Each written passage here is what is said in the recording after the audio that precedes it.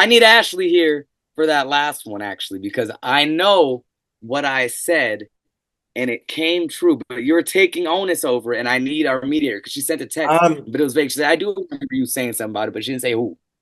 I'm not taking onus of it. I'm just saying that when I presented it as a hypothetical trade that I saw, we all like you both were like, I don't really see it. It doesn't make sense. No, no, But no, I no. do All right, but I we're do talking vaguely straight first. remember, I do vaguely remember you saying, well, if it did, or it could look like this. So I'm not saying you were completely off the bandwagon. I swear when we were going through trade packages, I swore it was gonna be after I said Giddy for Cat, and I was like, what about we So you're gotta talk saying, straight. so you're Julius saying Randle for Cat. this was before I brought up the hypothetical, is what you're saying. Because I brought up the hypothetical I for swore recently, like after the playoffs. because I was throwing some ish at the wall. And I remember one of I was like, trash for trash. I was like, trash for trash. No one's gonna be happy with it. But at the end of the day, they get a new start. Like his mom said, new haircut, new team, new him.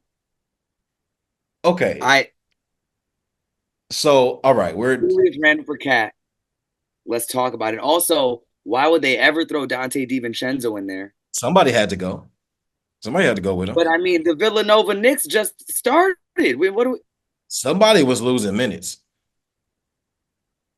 but I mean, you lose Well, Hartenstein, one of your best glue guys, and then you're going to lose Dante, one of your best glue guys, energy guys. Like, he was just starting to put up like 30 a game. And now it's like you're sending him to a logjam at guard in Minnesota already, where he's probably going to come off the bench. But it's like, it seems like a lose, lose, lose. Like, you might as well just trade a cat for some cats that they could all pet at the game. And you could have just traded JR for JR Smith at that point. Because I mean, they're both not. I don't know. I don't know.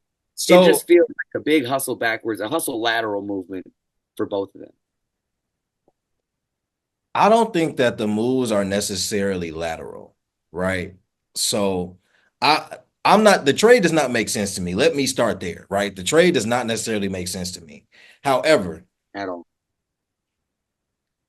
when this was presented, right? Like when I went on my Julius Randle rant, everybody had been saying we don't know what this looks like. We're not even sure if this works necessarily. Julius We Randle. don't for Randle, we don't know if Julius Randle even wants to be there. But for whatever reason, I did not realize so many people were like off the Randle hype train. Not that it had a lot of steam to begin with, but I always thought that Randle was a reliable player for the most part. Did he have his struggles in the postseason? Absolutely. But he's a really good piece, especially if he doesn't have to be your number one guy. And I don't think that Randle necessarily wants to be a number one guy. I just think that he wants his touches. Now, is Cat the more skilled player? Yes, I will give Cat that. Do I think that Julius Randle like doesn't fit with the Timberwolves? I don't think that's the case. I think he does fit. I think mentality wise, I think demeanor wise, I think him and Cat will not Cat. I think him and Ant will get along. I think they will gel. Will they have to figure out the basketball part? Naturally, right? But in the same way that I said he would have to figure it out in New York, I don't think that that particular approach changes in Minnesota. He's still going to have to figure out what type of player do you want to be if you want to win, if you want to be on a contending team. Minnesota maybe is not considered as lethal with this move. But what I will say is Minnesota is a team that have to play small a lot anyway. So that's why I also don't think that the Dante move, if Minnesota decides to keep him, because that's still up in the air, I don't think it's a terrible move because now you just have more versatile defenders, if that's the way you want to look at it. You're already a team that's going to play small. You're already a team that's going to play three, four-ish guards. So to have a rotation of guards that can actually defend doesn't hurt you, but I can't say that it's a guarantee that it's going to work out. As far as New York, I mean, ideally, does it make them better to have a stretch five now, essentially? Sure, but they still have the same problems that they had anyway. I don't think they lose depth because ultimately they had depth.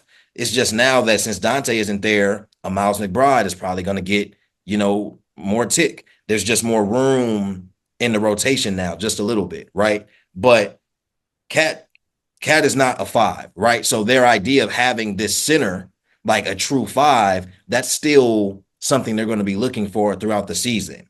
But does Cat mesh with the roster as currently constructed? Does it make sense?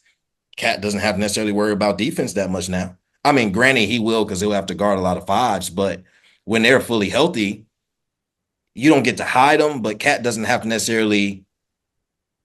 I don't know. He gets a lot of help defensively with that roster. You know what I'm saying? So he can more so focus and be the offensive lift that they'll need. And he's more consistent than Julius Randle in that regard, I would say, especially regular season. But I think in the postseason, you're dealing with potentially the same issue in terms of a player that may shrink when you need him. So I don't think it's completely lateral because best case scenario for both of these teams is that they still are in the running for what they ultimately want to do, and they probably can still make it back to the places that they made it last year. I don't think that's extremely far-fetched. It's just a huge, huge what if. But I wouldn't say that the trade is a failure on one side versus the other. I think here's my qualm with it. Qualls. It's like they both have cancerous energies around them in different ways.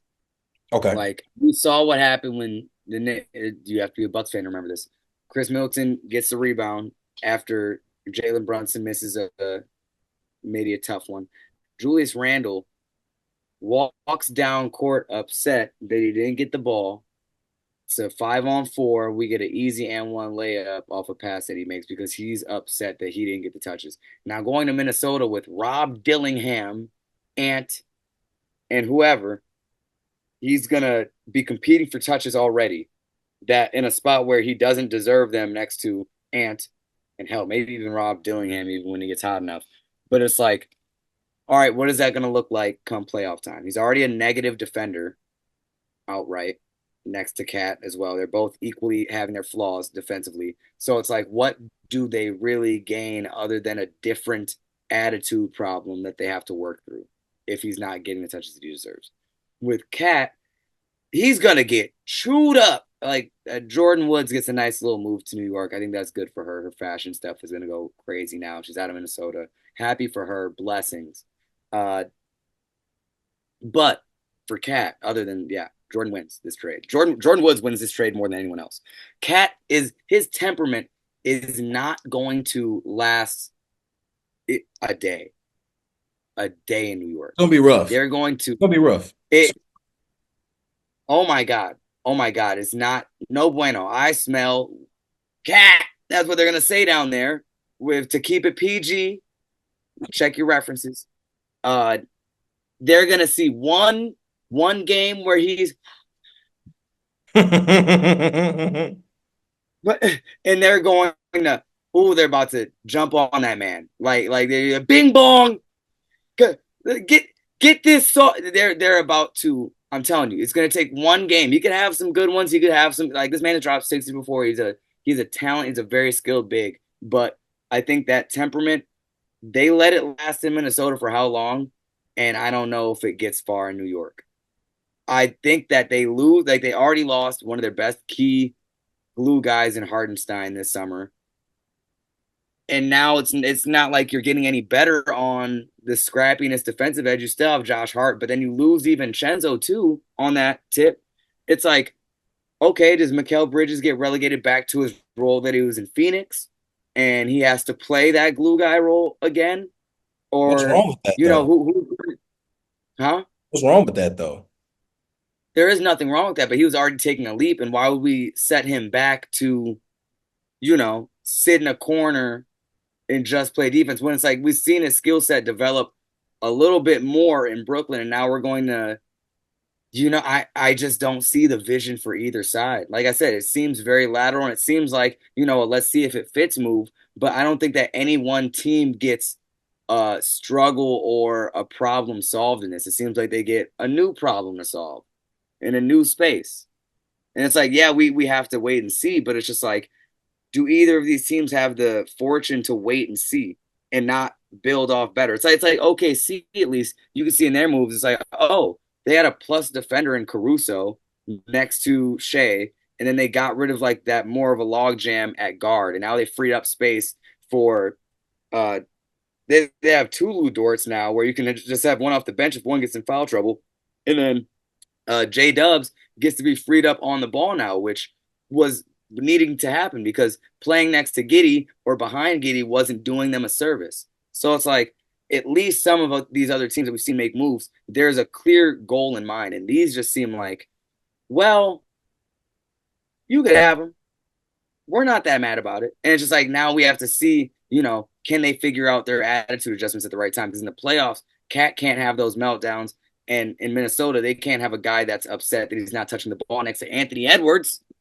So I definitely understand the argument for lateral moves. I'm not really disagreeing with the idea that there's a swap of similar like issue level, right? But I think that that is solely looking at it from a worst case scenario standpoint.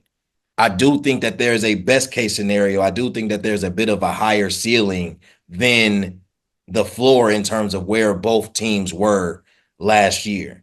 Now, to your point about Randle, I think that Randle was going to have to address this touches thing for himself regardless. Because if he was in New York, he was going to be, I mean, when they're healthy, maybe he's three, depending on how Tibbs feel. Because I personally will probably say Brunson. I would say Miguel would get touches before Randle would, me personally. If you're talking about somebody to go and create their own bucket, you can consider them even. I'm not taking away from what Julius Randle is good at, but like the point you made, we've seen Miguel, we've seen his game evolve and we've seen his skill set evolve and what he can do. And I trust that just as much. You know what I'm saying? And I think that Randle could benefit from being off ball, but that's all on him and his mentality. But I think that's something that he would have to face regardless. So I don't know. I wouldn't look at it like, oh, in Minnesota, this is going to be an issue. I would have the same challenge of like, okay, well, do you want to win? You're going to have to be a different player and more than likely take less touches if you want to win. And it's not like you're not in a position to win. So what are you going to do? And with Cat, I think Cat I don't think Cat is going to have a problem necessarily with less touches. Hell, that might put Cat at a little bit more ease, and he may feel even a bit less pressure, if you will. But also, I think a lot is going to come easier for Cat because in Minnesota he was obviously the number two, right? And Yeah. still got a lot of attention off of that. Still got doubled from time to time. You won't really be able to double Cat in New York. And if you are going to choose to double Brunson now, I mean, Cat's, we joke all we want. Cat's too lethal of a threat for him to be the man that you just leave and live with. So you're going to leave Cat, you're going to leave Mikhail, you're going to leave OG. Like, you don't really have a lot of options. Like, it ain't like any of them are knockdown shooters per se, but they're all enough threats to where you don't really benefit from doubling anybody out of those four or whoever the fifth is, on the floor. So it looks extremely weird right now. I think everybody can agree with that. But I think if we're looking at it from the standpoint of what could be the ceiling of both teams, it depends on the players. It depends on a lot of big ifs and a lot of intangibles. But I do think that both teams still could be successful with this move. It's just it's probably going to be one of the biggest ifs of the season that we won't be able to say anything about truly until their seasons end. I think this is concerning. The light's not on. Anyways, I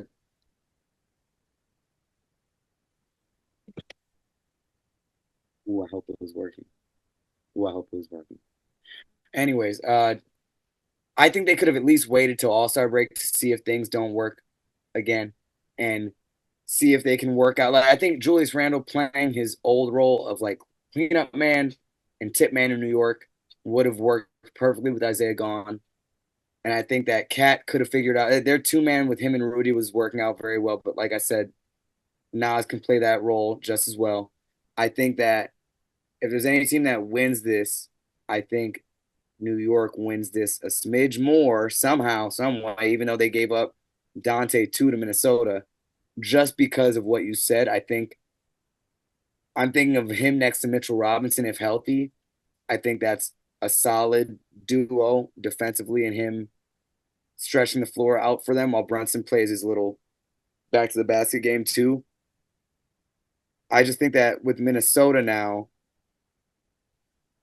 it's just almost a problem of having too many pieces. Like, is there a case of being too deep in terms of like Nas staying six man now, or do you have Oh, you Julius play start six them. man and now with your guard rotation like Nikhil Alexander Walker was significantly better, and now Dante comes off the bench then when he was and you already have Rob Dillingham and you're trying to acclimate and play point.